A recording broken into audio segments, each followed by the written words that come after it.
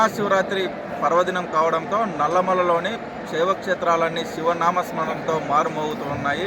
ద్వాదశ జ్యోతిర్లింగ క్షేత్రం, అష్టాదశ శక్తిపీఠమైనటువంటి శ్రీశైల మహాక్షేత్రంలో బ్రహ్మోత్సవాలు అంగరంగ వైభవంగా జరుగుతూ ఉన్నాయి. మహాశివరాత్రి పర్వదినాన రాత్రి 10 గంటల నుంచి 12 గంటల వరకు పాగాలంకరణ కార్యక్రమం జరిగింది. ఈ కార్యక్రమం జరుగుతున్నప్పుడే స్వామివారికి ఏకాదశ రుద్రాభిషేకం కూడా జరిగింది. మహాన్యాసపూర్వక రుద్రాభిషేకం కూడా జరిగింది. ఈ క్రతువును చూసేందుకు దేశ నలుమూలల నుంచి శ్రీగిరి క్షేత్రానికి భక్తులు చేరుకున్నారు. ఏ శైవక్షేత్రంలో లేని విధంగా శ్రీగిరి క్షేత్రంలో మల్లన్న ఆలయానికి పాగాలంకరణ కార్యక్రమం జరుగుతుంది. ఒక పెళ్లి క్రతువు ఏ విధంగా జరుగుతుందో, పెళ్లి కొడుకు ఏ విధమైన తలపాగా చుట్టారో ఆ విధంగా ఈ పాగాలంకరణ కార్యక్రమం కూడా జరుగుతుంది. ప్రస్తుతం మనం ఈ విజువల్స్లో చూడవచ్చు.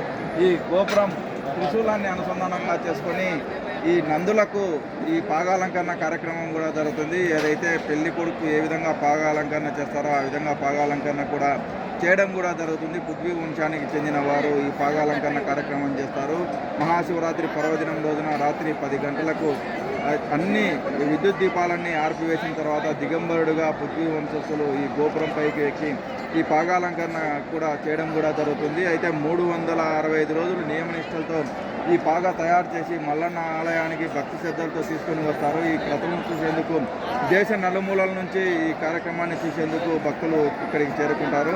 మహాశివరాత్రి పర్వదినం కావడంతో శైవ భక్తులతో శ్రీగిరి క్షేత్రం శివనామస్మరణతో మారుమోగుతూ ఉంది. ఈ క్రతువు జరిగే సమయంలోనే పాగాలంకరణ కార్యక్రమంలోనే మల్లికార్జున స్వామికి ఏకాదశ మహాన్యాసపూర్వక రుద్రాభిషేకం కూడా నిర్వహించడం కూడా జరిగింది. అనంతరం లీలా కళ్యాణం కూడా మల్లికార్జున స్వామికి జరుగుతూ ఉంది. అయితే ఈ శ్రీగిరి క్షేత్రంలో భక్తులు వేల సంఖ్యలో వచ్చారు.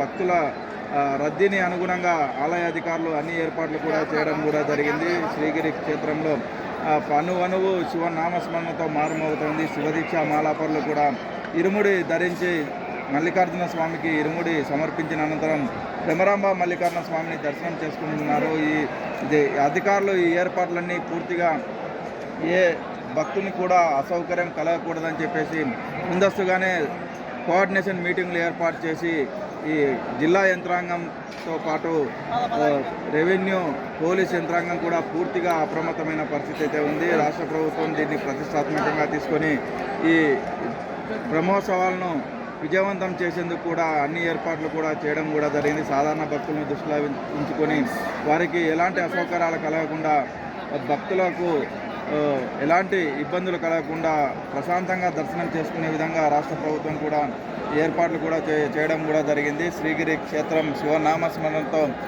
మారుమోగుతూ ఉంది.